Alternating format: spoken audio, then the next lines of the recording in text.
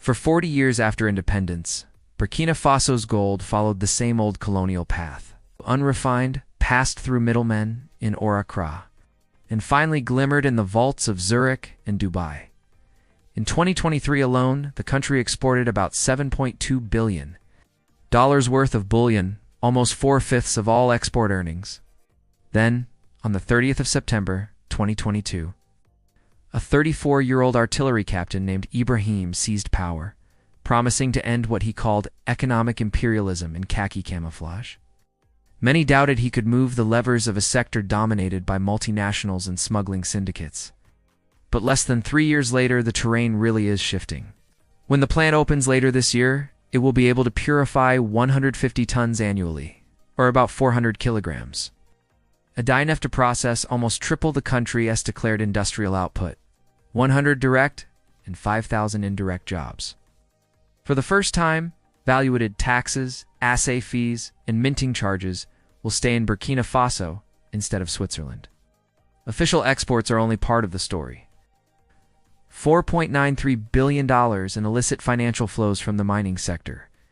Between 2012 and 2021, 61% linked to gold. And it is not just Burkina's problem.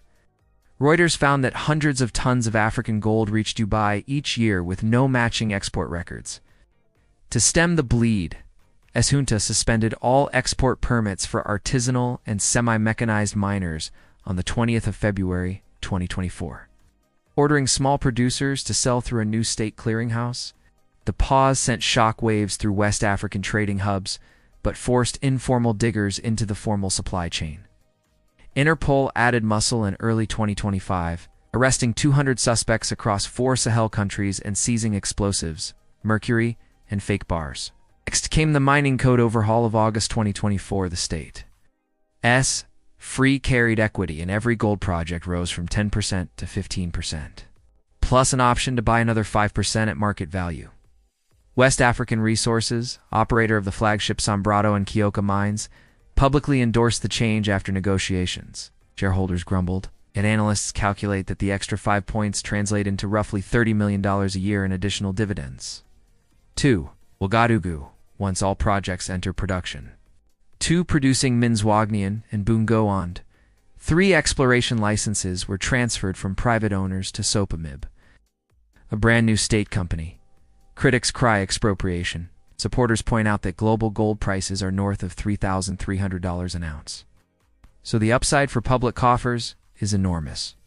Burkina Faso produced 57 tons in 2023, ranking 4th in Africa. Planners say deeper national control could push fiscal revenues hundreds of millions higher per year. Yet the refinery, the code, and SOPAMIB will not matter if the country cannot choke off smuggling. Artisanal miners still dig an estimated 15 to 20 tons, a year that never finds its way into state statistics. Regional intelligence shows most of that gold rides trucks through southern Burkina Faso into Togo, then hops commercial flights to Dubai. Every lost kilo is money that could pave roads, staff hospitals, or fund soldiers fighting jihadist insurgents in the north. Frames each measure as a strike against imperialism, often quoting Thomas Sankar's maxim that he who feeds you controls you. Ministries to source construction steel locally where possible.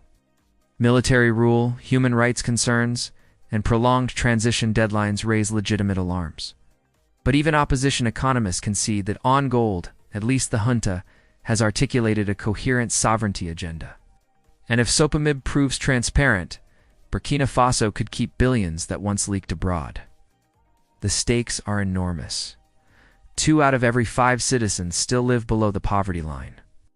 For now, the furnaces are still being installed, and the new mining code is only months old. But after decades of watching its riches refined abroad, Burkina Faso finally has a chance to mint its own future 1 gold bar at a time.